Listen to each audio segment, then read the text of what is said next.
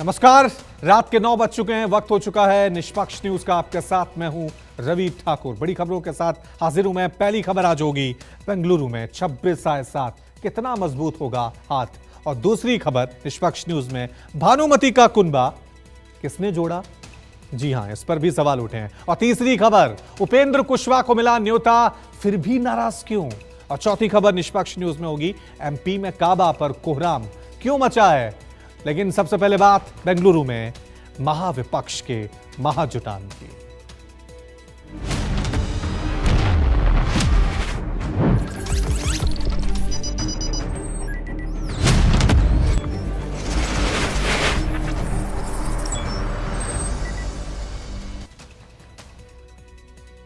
पटना के बाद विपक्षी एकता की दूसरी बैठक बेंगलुरु में जारी है।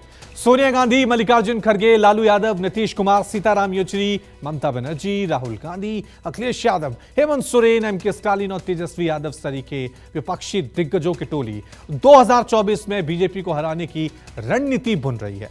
लेकिन बीजेपी का कहना है कि विपक्ष के पास ना तो नियत है और ना ही नेता।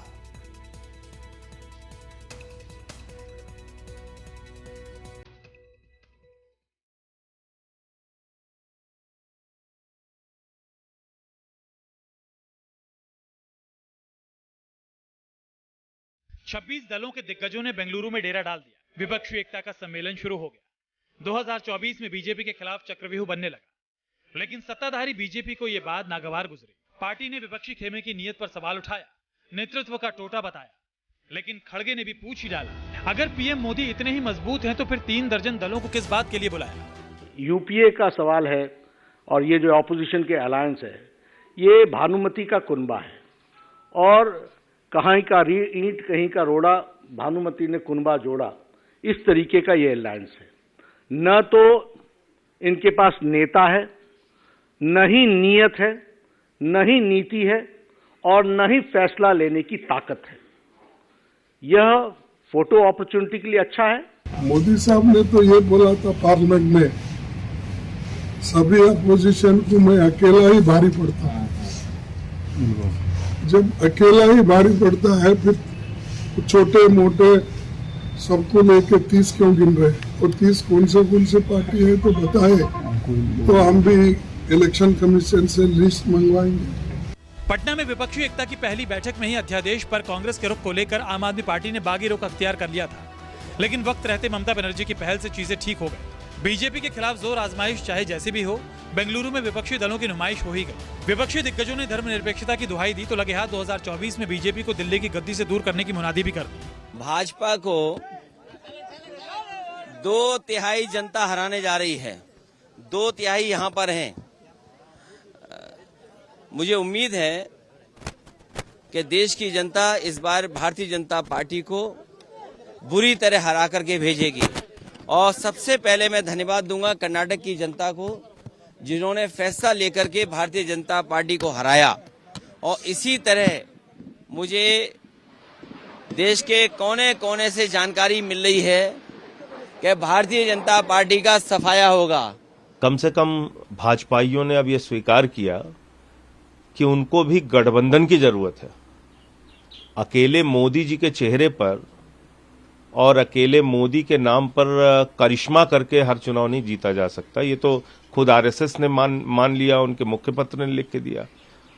तो 2 गठबंधन के बीच में चुनाव होगा, एक बीजेपी का एनडीए का गठबंधन और जो दूसरा गठबंधन इनसे चुनाव लड़ने के लिए बनेगा। देश का जो चरित्र है, एक धर्मनिरपेक्ष जनतंत्र का गणराज्य, उस चरित्र को बरकरार रखना जरूरी है और उसे मजबूत करना है। आज उसी चरित्र के ऊपर एक बहुमुखिया हमला हो रहा है मोदी सरकार के चलते हुए, तो उससे बचना है तो मोदी सरकार को या भाजपा को सरकार से अलग करना अनिवार्य है। तो उसके लिए किस तरीके से हमारे बीच में सहयोग होगी, वो है चर्चा का मुख्य विषय। विपक्षी एकता के रास्ते में सबसे बड़ा अड़ंगा केंद्र का अध्यादेश बन गया था। कांग्रेस की राय ये थी कि दिल्ली, हरियाणा और पंजाब में पार्टी के कार्यकर्ता केजरीवाल के समर्थन के खिलाफ है, लिहाजा इस मुद्दे को विपक्षी एकता की बैठक में तूल न दिया जाए। लेकिन आम आदमी पार्टी ने भी तय कर रखा था कि अगर इस मुद्दे को सुलझाया ना गया तो वो विपक्षी एकता की ट्रेन से ना चाहते हुए उतरने को मजबूर हो जाएगी। सूत्रों के मुताबिक ममता बनर्जी ने इस मुद्दे को सुलझाने के लिए कांग्रेस से बात की और आखिरकार बात बन ही गई। ऑर्डिनेंस सरकार का है, चुनी हुई सरकारों का है। मैंने आपसे बार बार बोल रहा हूं, ये अरविंद का अधिकार नहीं है। हम अरविंद केजरीवाल को पावरफुल नहीं बना रहे हैं। ये अधिकार सरकार का है, ये सरकार कांग्रेस ने चलाई है। अरविंद को पावरफुल बनाने के लिए कांग्रेस पार्टी नहीं बैठी है, लेकिन किसी भी चुनी हुई सरकार को वो अधिकार कांग्रेस ने दिए हैं। राजीव जी हो, इंदिरा जी हो, पंडित नेहरू जी हो, पूर्व में जितने प्रधानमंत्री रहे वो पक्षधर थे कि राज्य की सरकारों को मजबूत किया जाए और उस पर काम करती रही। लेकिन आज जो सरकार बैठी है वो राज्य की सरकारों को कमजोर कर रही है। तो जब कमजोर करेगी तो कांग्रेस पार्टी उसका विरोध करेगी। कांग्रेस पार्टी ने भी अपनी पोजीशन क्लियर करते हुए इस दिल्ली के अध्यादेश के खिलाफ अपना स्टैंड क्लियर किया है और विरोध दर्ज कराया है। हम कांग्रेस पार्टी की इस अनाउंसमेंट का स्वागत करते हैं, वेलकम करते हैं। इसी के साथ साथ मैं ये कहना चाहूँगा कि 17-18 जुलाई को होने जा रही लाइक माइंडेड पार्टीज की बेंगलोर में जो बैठक है, उसमें आम आदमी पार्टी आदरणीय अरविंद केजरीवाल जी की अध्यक्षता में हिस्सा लेगी। विपक्षी एकता की ट्रेन बिहार से खुलते ही महाराष्ट्र में एनसीपी टूट का शिकार हो गई। पंचायत चुनाव में हुई हिंसा को लेकर पश्चिम बंगाल का सियासी पारा भी हाई हो गया। यही वजह है कि जैसे ही बेंगलुरु में ममता बनर्जी की तस्वीरें दिखी, बीजेपी आग बबूला हो उठी। कोलकाता की दिल्ली, मुंबई और पटना से ही बीजेपी पर पलटवार होने लगे। इस देश में आज जो तानाशाही, एकाधिकारशाही, मिसयूज ऑफ सेंट्रल एजेंसी का कारोबार चल रहा है, पैसों का खेल चल रहा है, उसके खिलाफ जो लोग देश को आगे लेकर जाना चाहते हैं, जो लोग देश में लोकतंत्र बचाना चाहते हैं, ऐसे प्रमुख राजनीतिक दलों की ये बैठक है, जिसमें कांग्रेस से लेकर शिवसेना और एनसीपी तक लोग शामिल हैं। संदेश स्पष्ट है। संदेश इस देश की जनता को है कि आप चिंता मत करिए, परेशान मत होइए। आपके मुद्दे उठाने के लिए हम इकट्ठे हो रहे हैं, अपने अपने स्वार्थ को सब छोड़कर आ रहे हैं, ताकि लोगों की समस्याओं का हम निदान कर सकें। 9 साल में त्रस्त हो गए हैं लोग। सूत्रों की माने तो विपक्षी दल इस बैठक में सीटों को लेकर चर्चा करेंगे। ऐसा कोई फॉर्मूला निकालने की कोशिश करेंगे जिसमें एक राज्य में बीजेपी के खिलाफ विपक्ष का एक ही उम्मीदवार हो। हालांकि ये काम जितना आसान नजर आता है उतना है नहीं। दिल्ली से रमन कुमार के साथ प्रशांत गुप्ता, बेंगलुरु, न्यूज़ 24। बीजेपी ने भी 2024 की रणभेरी बजा दी है। बेंगलुरु में विपक्षी बैठक के समानांतर बीजेपी ने भी सोमवार को एनडीए के घटक दलों की बैठक बुला ली है। कोशिश एनडीए के कुनबे को बढ़ाने की है ताकि लोकसभा चुनाव में विपक्ष के बढ़ते कदम को कमजोर किया जाए, देश की सत्ता पर एक बार फिर से कब्जा जमाया जाए।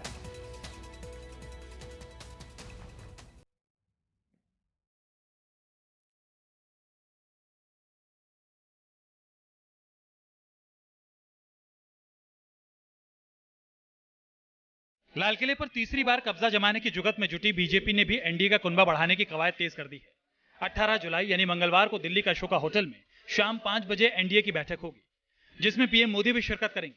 संसद के मानसून सत्र से ठीक पहले होने वाली इस बैठक का मकसद ये दिखाना है कि जहां मोदी विरोध के नाम पर विपक्षी दल इकट्ठे हो रहे हैं, वहीं पीएम मोदी के समर्थन में भी कई दल बीजेपी के साथ हैं। तैयारी देखकर यही लगता है कि संख्या बल के हिसाब से एनडीए विपक्ष पर भारी पड़ेगा। बेंगलुरु में विपक्ष की 24 पार्टियां इकट्ठा होंगी, वहीं अशोका होटल में एनडीए के करीब 38 दल जुटने जा रहे हैं। हालांकि इनमें कई ऐसी पार्टियां भी हैं जिनकी ताकत संसद में नहीं है। कि कल की बैठक में कौन लोग शामिल होंगे ये आपको कल पता, तस्वीर सामने हो जाएगी। लेकिन एक बात आप ध्यान में रखिए, हमने पहले भी कहा, एनडीए का एजेंडा स्पष्ट है, देश सेवा के लिए सबको साथ लेकर के चलना। हमने किसी को कभी भी किसी मोड़ पर नहीं छोड़ा है। हमें छोड़ के जाने वालों के बावजूद भी हमारी बातचीत, हमारा व्यवहार, हमारा आचरण हमेशा दोस्ताना रहा है, क्योंकि हमारा ब्रॉडर पिक्चर है सबका साथ, सबका विकास, सबका विश्वास, सबका प्रयास, for that larger cause. Now they have to decide. हालांकि इनमें कई ऐसी पार्टियां भी हैं जिनकी ताकत संसद में नहीं है, लेकिन बीजेपी ने एनडीए की बैठक से पहले विपक्ष की बैठक पर हमला भी शुरू कर दिया है। हजारों ख्वाहिशें ऐसी कि हर ख्वाहिश पे दम निकले, बहुत निकले मेरे अरमान, लेकिन फिर भी कम निकले। तो हर व्यक्ति की, हर पार्टी की, हर परिवार की एक ही ख्वाहिश है कि हम जो है वो कैसे सत्ता के सिंहासन तक पहुँचें, एक चीज़। दूसरी चीज़ ये है कि जो लोग भी गठबंधन का नेतृत्व कर रहे हैं वो कांग्रेस कर रही है, चाहे घोषित हो चाहे अघोषित हो, और कांग्रेस का इतिहास रहा है बेवफाई का इतिहास। आंकड़ों के हिसाब से देखा जाए तो एनडीए की बैठक में बीजेपी के अलावा एआईएडीएमके, शिवसेना एकनाथ शिंदे गुट, NPP national people's party, NDPP nationalist democratic progressive party, SKM Sikkim Krantikari Morcha, JJP Jannayak Janata party, IMKMK, India Makkal Kalvi Munnetra Kazhagam, AJSU all Jharkhand students union, RPI republican party of India, MNF Mizo national front, TMC Tamil Maanila Congress, IPFT Tripura, BPP Bodo people's party, PMK Pattali Makkal Katchi, MGP Maharashtrawadi Gomantak party, अपना Dal, AGP Assam गण Parishad, Rashtriya Lok Janshakti party, Nishad party, UPPL united people's party liberal, AIRNC all India NR Congress Puducherry, Shiromani Akali Dal Sanyukt Dhindsa, Jana Sena पवन कल्याण शामिल है। महाराष्ट्र में NCP में उठे तूफान और बिहार में महागठबंधन से जीतन राम मांझी के निकलने के बाद एनडीए का कुनबार बढ़ गया है। कई पार्टियों ने एनडीए का हिस्सा होने का ऐलान कर दिया है, तो कुछ की औपचारिकता बाकी है। एनसीपी राष्ट्रवादी कांग्रेस पार्टी अजित पवार गुट, लोक Janshakti party Ramvilas, HM Hindustani Awam Morcha, RLSP राष्ट्रीय लोक समता पार्टी, वीआईपी विकासशील इंसान party, SBSP Suheldev Bharatiya Samaj party सत्तारूढ़ गठबंधन में नए सदस्य होंगे।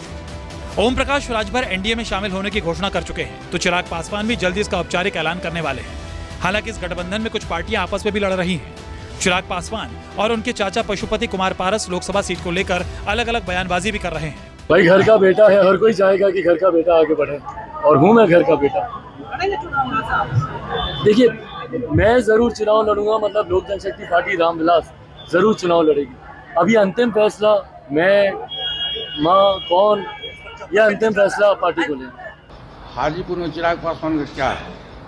चिराग पासवान सांसद 2014 में जमुई से हुए। जमुई की जनता पूछ रही है कि तुमको हमें सम्मान दिए, मेंबर ऑफ पार्लियामेंट बनाए, और 9 बरस के बाद जमुई की जनता को छोड़ के तुम क्यों जा रहे हैं? जहाँ तक हाजीपुर का सवाल है, मेरा गठबंधन किससे है बताओ? मेरा गठबंधन किससे है?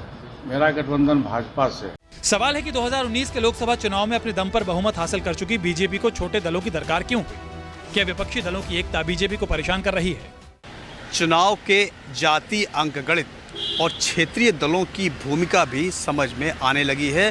बीजेपी को ये लगने लगा है कि बिना इसके काम चलने वाला नहीं है। यही वजह है कि तमाम छोटे दलों, क्षेत्रीय दलों को एनडीए में शामिल करके अपनी ताकत बीजेपी लगातार बढ़ा रही है। कल बैठक भी होनी है, क्योंकि ये सबको पता है कि चुनाव का अपना एक जातीय अंकगणित है, जिसके बिना किसी का भी काम नहीं चलता। हालांकि बीजेपी को यकीन है कि सिर्फ पीएम मोदी के चेहरे पर ही 2024 की चुनावी नैया पार हो जाएगी। लिहाजा नए साथियों को जोड़ने का मतलब ये कतई नहीं निकाला जाना चाहिए कि मोदी मैजिक कमजोर पड़ गया है। आदरणीय मोदी जी का प्रारंभ से एक उन्होंने देश को मंत्र दिया है, सबका साथ, सबका विकास, सबका विश्वास, सबका प्रयास। हम हिंदुस्तान के 140 करोड़ लोगों का विश्वास प्राप्त करना चाहते हैं। उनको सबको इकट्ठा करके देश की जो तकदीर है, देश की जो तस्वीर है, देश का चित्र, चरित्र, चाल, चेहरा, स्वभाव, चिंतन की दिशा, ये सब बदलना चाहते हैं। तो हमारी इस मुहिम में जो भी हमारे साथ खड़े होंगे, हम उनका स्वागत कर रहे हैं। हालांकि एक तरफ जहां एनडीए के कुनबे के मजबूत होने की बात कही जा रही है, लेकिन एनडीए से बाहर जा चुके कई पुराने सहयोगी ऐसे भी हैं जो घर वापसी को तैयार नहीं है।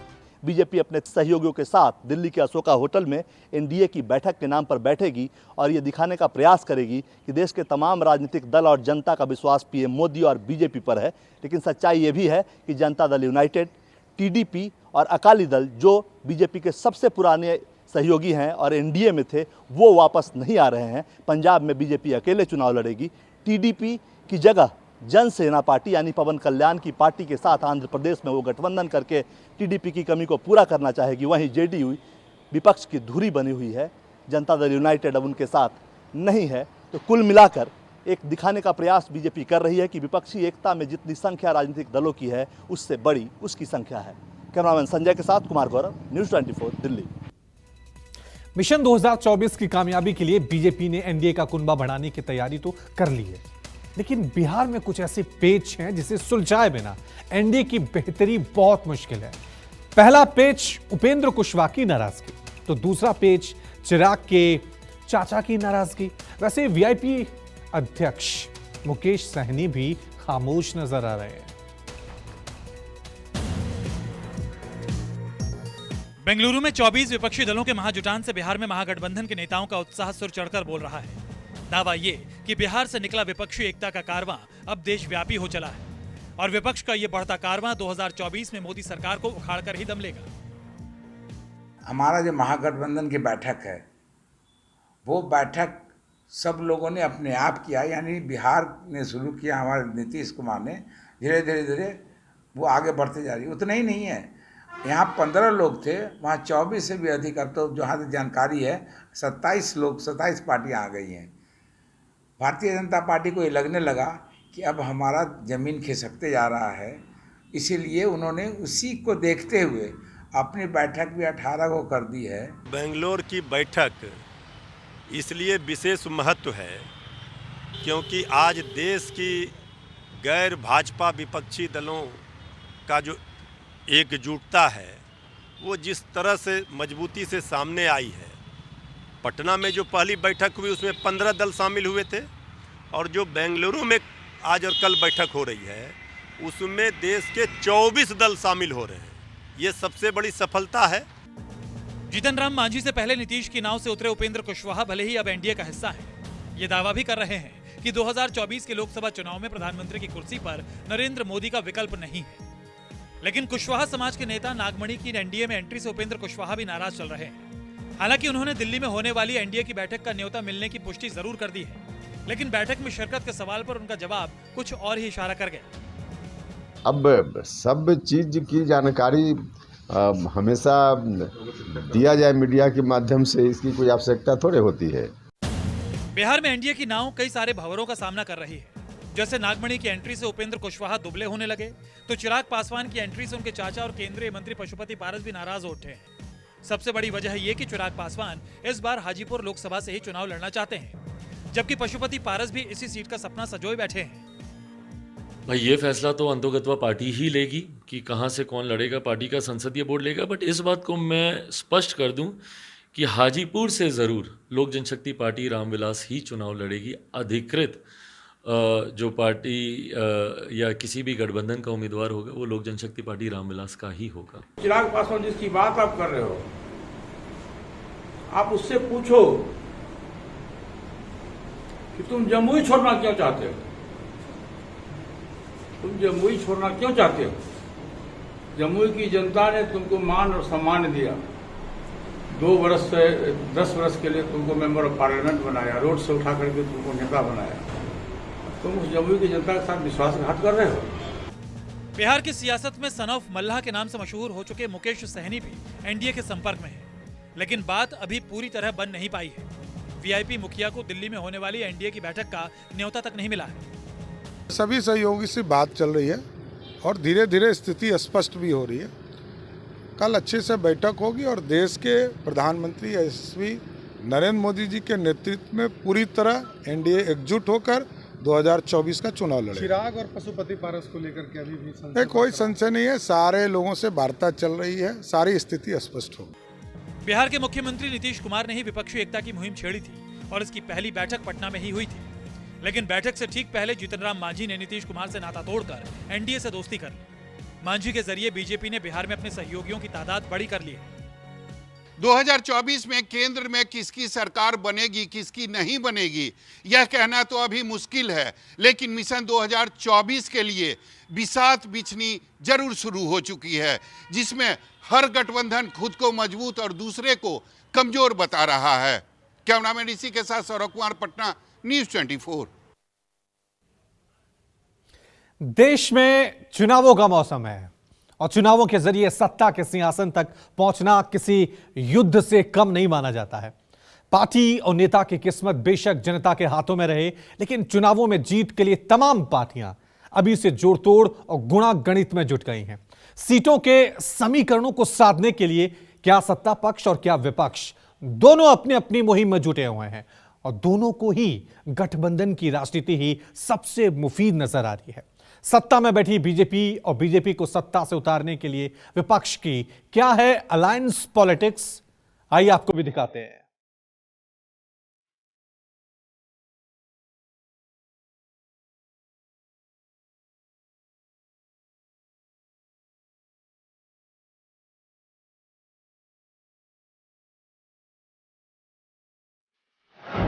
चुनाव से पहले शुरू हुई यारी, गठबंधन रणनीति किस पर भारी?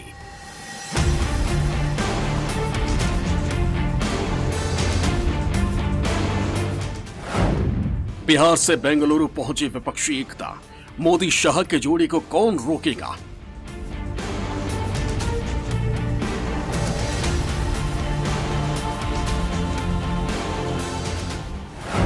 बीजेपी को भी याद आए पुराने साथी, 2024 के लिए फिर जुटेंगे महारथी।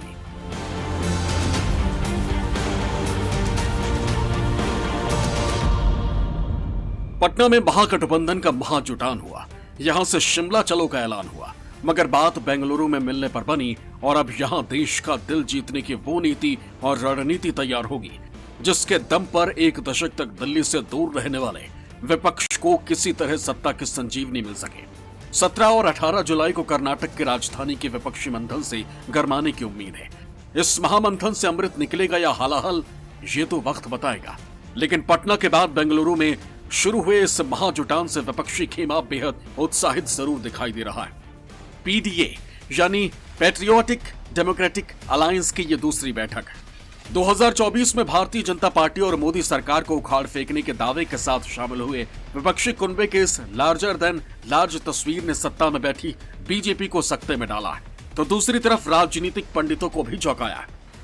विपक्षी दलों के समन्वय को लेकर दूसरी बैठक बेंगलुरु में होने जा रही है और इसको लेकर सभी तैयारियां पूरी हो चुकी हैं। ये नजारा है बेंगलुरु की सड़कों का और यहाँ पर बड़े बड़े कटआउट्स, सिंगल कटआउट्स भी लगाए गए हैं। इसके अलावा सभी दलों के जो नेता शिरकत करेंगे इस बैठक में, उन सब के पोस्टर्स भी लगाए गए हैं। ये देखिए, ये वो पोस्टर्स हैं जो पूरी बेंगलुरु में जगह जगह पर लगे हुए हैं और यहीं इसकी शुरुआत की जा रही है। माना जा रहा है कि इस 2 दिवसीय बैठक में एक नई तरीके की रणनीति का खुलासा होगा। आने वाले समय में ये सभी दल किस तरह से जुड़ेंगे, क्या इस कुनबे में और भी नए राजनीतिक दल जुड़ेंगे, इन सब पर लेकर सबकी निगाहें टिकी होंगी। साल 2024 के आम चुनावों से पहले एक होने के लिए हाथ पांव मार रहे विपक्ष के लिए 17 और 18 जुलाई की तारीखें बेहद अहम है। बेंगलुरु में इस बैठक के लिए एजेंडा और मिनट टू मिनट कार्यक्रम भी तय किया गया है ताकि इस बार विपक्षी एकता की दिशा में कोई ठोस फैसला लिया जा सके। जून में पटना में नीतीश कुमार की अध्यक्षता में हुई बैठक नीति तैयार होने के हिसाब से तो बेनतीजा रही थी और इस दौरान बैठक में शामिल हुए दलों के बीच किसी भी तरह की आम सहमति नहीं बन पाई थी। लेकिन इस बार की बैठक में विपक्षी एकता और मजबूत होने के साथ साथ सत्ता के खिलाफ पीडीए के एक कदम और बढ़ने की पूरी उम्मीद है।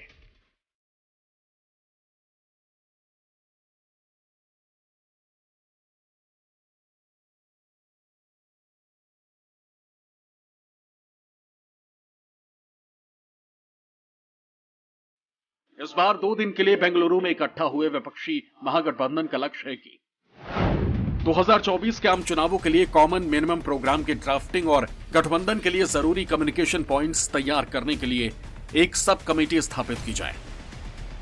पार्टियों के सम्मेलनों, रैलियों और दलों के बीच विरोधाभासों को दूर करने के लिए एक सब कमेटी बनाना, राज्य के आधार पर सीट साझा करने के मामले पर चर्चा करना, ईवीएम के मुद्दे पर चर्चा करना और चुनाव आयोग के लिए सुधार सुझाव देना, गठबंधन के लिए एक नाम सुझाव देना, प्रस्तावित गठबंधन के लिए एक सामान्य सचिवालय की स्थापना करना। महागठबंधन की महामुलाकात के पहले दिन विपक्ष के नेताओं ने बैठक की। इस औपचारिक बैठक के बाद बेंगलुरु पहुंचे विपक्षी नेता कर्नाटक के मुख्यमंत्री की तरफ से आयोजित रात्रि भोज में शामिल हुए। मिनट टू मिनट प्रोग्राम के मुताबिक 18 जुलाई को सभी बैठकें सुबह 11 बजे होंगी और शाम 4 बजे तक चलेंगी। 2 दिन के इस महासम्मेलन के पहले दिन टीएमसी और एनसीपी शरद पवार गुट शामिल नहीं हुआ। हाल ही में हुई घुटने की माइक्रो सर्जरी के बाद डॉक्टर्स ने जहां ममता बनर्जी को आराम करने की सलाह दी है, वहीं शरद पवार ने 17 जुलाई को मुंबई में अपने विधायकों से मुलाकात की। लिहाजा शरद पवार भी बेंगलुरु में रात्रि भोज में शामिल नहीं हुए। टीएमसी की तरफ से अभिषेक बनर्जी रात्रि भोज में शामिल होंगे। पटना में हुई विपक्षी दलों की पहली बैठक 24 दिन पहले 23 जून को बिहार के सीएम नीतीश कुमार ने पटना में बुलाई थी, जिसमें 17 राजनीतिक दल शामिल हुए थे। लेकिन 24 दिन बाद नीतीश कुमार की कोशिशों का कुनबा और बड़ा हुआ है। इस बार विपक्षी कुनबे को और मजबूत करने के लिए 8 और दलों को न्योता भेजा गया। आपको बता दें कि पहली बैठक में जनता दल यूनाइटेड, राष्ट्रीय जनता Dal, Aam Aadmi Party, Dravida Munnetra Kazhagam, Trinamool Congress, Communist Party of India, Communist Party of India, Marxist CPM, Peoples Democratic Party, National Conference, Congress, Shiv Sena Uddhav Thackeray गुट, समाजवादी पार्टी, झारखंड मुक्ति मोर्चा और नेशनल कांग्रेस पार्टी शामिल हुई थी। इस बार विपक्षी कुनबे को और मजबूत करने के लिए 8 और दलों को न्योता भेजा गया। मरुमलारची द्रविड़ मुनेत्र कड़गम, कोंगू देसा मक्कल काची, Viduthalai Chiruthaigal Katchi, revolutionary socialist party, all India forward bloc, Indian union Muslim league, Kerala Congress और केरल कांग्रेस मड़ी ने हामी भरी। इन नई पार्टियों में से केडीएमके और एमडीएमके 2014 के लोकसभा चुनाव के दौरान बीजेपी के साथ थी। देश में चुनावी सुगबुगाहट के शुरू होते ही नीतीश कुमार ने विपक्षी कुनबे को जोड़ने और बीजेपी से लड़ने की तैयारी शुरू कर दी थी। हालांकि शुरुआत में नीतीश कुमार को क्षेत्रीय पार्टियों के मनभेद और कांग्रेस की महत्वाकांक्षा का सामना करना पड़ा, लेकिन अब शायद कांग्रेस को भी ये बात समझ आ चुकी है कि बगैर गठबंधन के पीएम मोदी की छवि से लड़ना और राजनीति में खुद को बनाए रखना संभव नहीं। यही वजह है कि विपक्षी एकता को धार देने के लिए कांग्रेस के दिग्गजों की पूरी फौज बेंगलुरु में आ डटी। सोनिया गांधी, राहुल गांधी और मल्लिकार्जुन खड़गे ने विपक्षी महाजुटान में शिरकत करके कांग्रेस की मंशा साफ कर दी है। भाजपा को 2/3 जनता हराने जा रही है, 2/3 यहां पर हैं। मुझे उम्मीद है कि देश की जनता इस बार भारतीय जनता पार्टी को बुरी तरह हरा करके भेजेगी। नकल करने वाले कभी पास नहीं होते हैं। जैसे ही उन्हें पता लगा कि बेंगलोर में बैठक होने जा रही है, उन्होंने अपनी बैठक बुलाई है, तो नकल करने वाले लोग कभी कामयाब नहीं होते। देश का जो चरित्र है, एक धर्मनिरपेक्ष जनतंत्र का गणराज्य, उस चरित्र को बरकरार रखना जरूरी है और उसे मजबूत करना है। आज उसी चरित्र के ऊपर एक बहुमुखिया हमला हो रहा है मोदी सरकार के चलते हुए, तो उससे बचना है तो मोदी सरकार को या भाजपा को सरकार से अलग करना अनिवार्य है। तो उसके लिए किस तरीके से हमारे बीच में सहयोग होगी, वो है चर्चा का मुख्य विषय। बेंगलुरु में नीतीश की कवायद और विपक्षी पार्टियों के इकट्ठा होने पर बीजेपी ने तंज कसा। ये जो ऑपोजिशन के अलायंस है, ये भानुमति का कुनबा है और कहीं का ईंट कहीं का रोड़ा, भानुमति ने कुनबा जोड़ा, इस तरीके का ये अलायंस है। न तो इनके पास नेता है, न ही नीयत है, न ही नीति है और न ही फैसला लेने की ताकत है। यह फोटो अपॉर्चुनिटी के लिए अच्छा है। यह 10 साल के यूपीए के सरकार के भ्रष्टाचार और घोटालों का टोला है। एक तरफ 2024 में बीजेपी को सत्ता से हटाने के लिए पूरा विपक्ष एकजुट होने की कोशिश कर रहा है, तो वहीं लाल किले पर तीसरी बार कब्जा जमाने के जुगत में जुटी बीजेपी ने एनडीए का कुनबा बढ़ाने की कवायद तेज कर दी है। 18 जुलाई यानी मंगलवार को दिल्ली के अशोका होटल में शाम 5 बजे एनडीए की बैठक होगी, जिसमें पीएम मोदी भी शिरकत करेंगे। संसद के मॉनसून सत्र से ठीक पहले होने वाली इस बैठक का मकसद यह दिखाना है कि जहां मोदी विरोध के नाम पर विपक्षी दल इकट्ठे हो रहे हैं, वहीं पीएम मोदी के समर्थन में भी कई दल बीजेपी के साथ हैं। तैयारी देखकर यही लगता है कि संख्या बल के हिसाब से एनडीए विपक्ष पर भारी पड़ेगा। बेंगलुरु में विपक्ष की 24 पार्टियां इकट्ठा होंगी, वहीं अशोका होटल में एनडीए के करीब 38 दल जुटने जा रहे हैं। हालांकि इनमें कई ऐसी पार्टियां भी हैं जिनकी ताकत संसद में नहीं है, लेकिन बीजेपी ने एनडीए की बैठक से पहले विपक्ष की बैठक पर हमला भी शुरू कर दिया। 24 के चुनावी चूल्हे पे जो ख्याली खिचड़ी है वो खानदानी खुरचन साबित होगी। ख्वाहिशें एक है और ख़ानदान अनेक हैं। तो इसलिए जो है वो सपने एक हैं, मुंगेरी अनेक हैं। चारों तरफ कन्फ्यूज़न और कंट्राडिक्शन है। उससे भी एक इम्पॉर्टेंट है कि आप अगर देखें तो एक शेर कहता हूँ ना कि हज़ारों ख्वाहिशें ऐसी कि हर ख्वाहिश पे दम निकले, बहुत निकले मेरे अरमान लेकिन फिर भी कम निकले। तो ख्वाहिश जो है जब जिसकी एक हो और ख़ानदान अनेक हो उस ख्वाहिश को हासिल करने वाला, तो उनका हश्र यही होगा। आंकड़ों के हिसाब से देखा जाए तो एनडीए के बैठक में बीजेपी के अलावा एआईएडीएमके, शिवसेना, एकनाथ शिंदे गुट, NPP, NDPP, SKM, JJP, IMKMK, AJSU, RPI, MNF, TMC, IPFT, BPP, PMK, MGP, Apna Dal, AGP, Rashtriya Lok Janshakti party, Nishad party, UPPL, AIRNC, Shiromani Akali Dal Sanyukt, Jana Sena शामिल हैं। महाराष्ट्र में एनसीपी में उठे तूफान और बिहार में महागठबंधन से जीतन राम मांझी के निकलने के बाद एनडीए का कुनबा और बड़ा हो गया है। कई पार्टियों ने एनडीए का हिस्सा होने का ऐलान कर दिया है तो कुछ की औपचारिकता बाकी है। NCP, Lok Janshakti party, HAM, RLSP, VIP, SBSP, सत्तारूढ़ गठबंधन में नए सदस्य होंगे।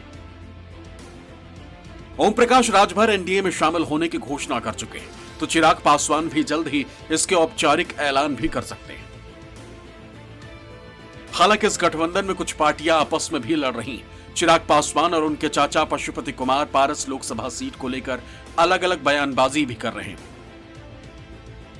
ऐसे में सवाल उठ रहे हैं कि 2019 के लोकसभा चुनाव में अपने दम पर बहुमत हासिल कर चुकी बीजेपी को छोटे छोटे दलों की दरकार क्यों है?